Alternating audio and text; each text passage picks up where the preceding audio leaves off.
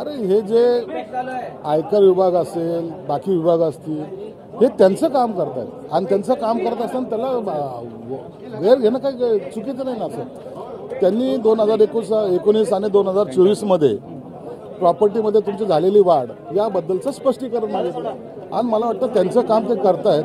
आणि जे इतर लोकांना वाटतं की राजकीय पुढाऱ्यांवर काही कारवाई होत नाही किंवा काही नाही, असं नाही आहे. त्यांनी त्यांचं काम केलेलं आहे आणि त्यांच्या नोटिसीचं उत्तर मी देणार आहे. या आरोपांमध्ये काही तथ्य असं तुम्हाला वाटतं का? जे आरोप तुमच्यावर आयकर विभागाने केलेले आहेत, आयपेक्षा जास्त संपत्ती, त्यात काही तथ्य असं तुम्हाला वाटतं की राजकीय षडयंत्राचा हा एक भाग आहे? हे बघा, काही लोकांनी त्या तक्रार केली होती. तक्रारीची दखल आयकर विभागाने घेतली. त्यांनी मला नोटीस पाठवली. 9 तारीख त्याच्यात दिली होती. त्यांना आम्ही वेळ मागून मागितलेला आहे आणि त्याचं आम्ही योग्य तो उत्तर देणार आहेत. त्याच्यामध्ये गैर असं कोणतंही नाही आहे. त्यांना फक्त आमच्याकडून उत्तर हवं आहे, स्पष्टीकरण हवं आहे की तुम्ही हे कसं झालंय आणि म्हणून त्याचं उत्तर आपण लिगली देऊ. शिवसेनेच्या नेत्यांना त्रास द्यायचं कुठेतरी षडयंत्र आखलं जातं असं म्हणावं, कारण बऱ्याच नेत्यांना अशा पद्धतीनं नोटीसेस काही लोकांची पोटदुखी आहे, परंतु त्याला आपण समर्थपणे उत्तर देऊ ना. आताच नोटीस येते, म्हणजे हे प्रकरण बाहेर काढल्यानंतरच नोटीस येते. नाही, असं काही नसतं. सरकारचं काम करतंय, यंत्रणांचं काम करतंय. मला त्यांच्यावर कोणताही ऑब्जेक्शन नाही. शिवसेनेचा तुमच्यावर कुठल्या प्रकारचा दबाव आहे का सरकारकडून? माझ्यावर कोणत्याही प्रकारचा दबाव नाही आणि कोणी दबाव मला टाकायचा प्रयत्न सुद्धा करत नाही, म्हणून त्याची चिंता करू नका.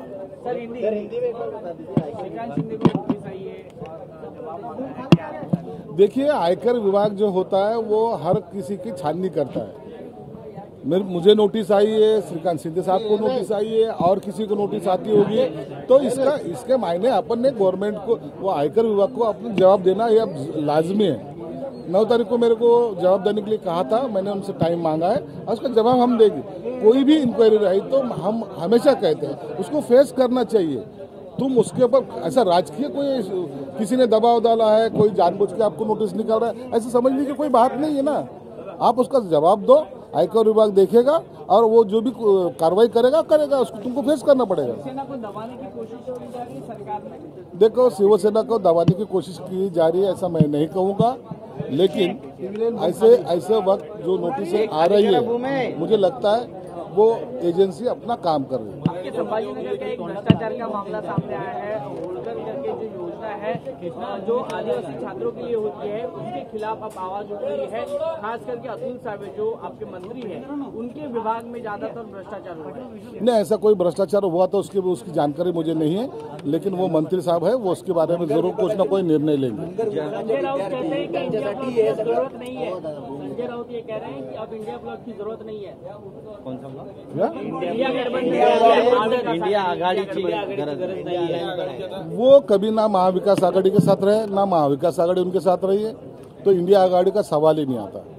अब शायद मुझे लगता है कि आने वाले समय में उनकी जो अलायंस थी, जो कांग्रेस वाले, जो शरद पवार साहब की राष्ट्रवादी, वो जो साथ में थी, वो अब नहीं रहेगी. जरांगे पाटील आरोप करतात तुमच्यावर की कुणबी जात प्रमाणपत्र आहे ते तुम्ही अधिकाऱ्यांवर दबाव टाकून त्यांना दिले जात नाहीये. नाही, जरांगे पाटलांचं माझं दर आठवड्याला बोलणं होत असतं. त्यांनी सांगितलेले सर्व आम्ही जे सर्टिफिकेट आहेत, जे कायदेशीर आहेत, ते निश्चित आम्ही त्यांना वितरित करायचा प्रयत्न करतो. आणि आनंदाची बाब अशी आहे की त्यांच्यासमोरच त्यांनी काही लोकांनी जे आता तक्रार केलं होतं त्याचा निपटारा सुद्धा मी केला आणि याची कल्पना जरांगे पाटलांना आहे. संजय राऊत म्हणतात की 2 भाऊ एकत्र यावे असा लोकांचा दबाव आहे, राज ठाकरे आणि उद्धव ठाकरे, त्याच्यामुळे इंडिया आघाडी ही स्थानिक स्वराज्य संस्थांना राहणार. लोकांचा दबाव नाही, लोकांची मानसिकता अशी होती की राजकारणामध्ये भाऊबंदकी नसावी, एकत्रित यावं आणि त्याच्यामध्ये काही गैर पण नाही. ते 2 भाऊ एकत्रित आलेत. आता महायुती होते, त्यांची युती होते का नाही होते, ते आघाडी त्यांच्याबरोबर राहते का नाही राहते, हा सगळा प्रश्नचिन्ह आहे. परंतु आता संजय राऊतेच वन साईड जर डिक्लेअर केला असेल की इंडिया आघाडी आता त्यांच्यासोबत आम्ही राहणार नाही, याचा अर्थ आता ते अकेले चलोराच्या भूमिकेत आहे. संदीपान नातेवाईक छाया भुमरे यांना वायू वेगानं दारू विक्रीचा परवाना मिळालेला आहे आणि ट्रान्सफर सुद्धा झालेला आहे. असं सहसा होत नाही, कायद्याचा दुरुपयोग झाला असं टिप्पणी होते विरोधात. नाही, त्या संदर्भात मला कोणती कल्पना नाही. निधी संदर्भात प्रश्न आहे. लाडकी बहीण असेल, शेतकरी असेल, शिक्षक असेल, विद्यार्थी असेल, यांना निधीची तरतूद करण्यात येत आहे. मात्र सध्या तिजोरी खडखडाट आहे. निधी कुठून आणणार द्यायला असा प्रश्न हे बघा, ज्या योजना सरकारने जाहीर केलेल्या आहेत त्या योजनेची अंमलबजावणी सरकार ताकदीने करतंय. पैसा कुठून आणायचा, कसा उभा करायचा, या संदर्भातलं पूर्ण नियोजन सरकारने केलेलं आहे.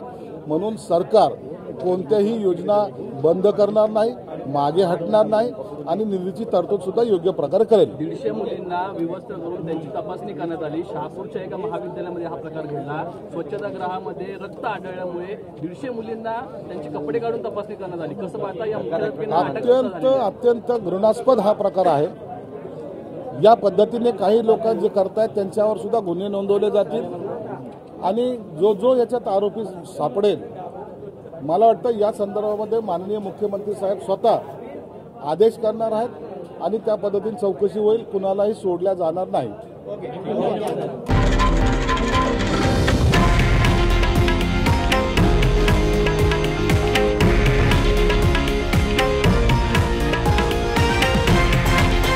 हे आहे देशातील नंबर 1 न्यूज नेटवर्क आणि आपण पाहत आहात TV9 मराठी, एकमेव.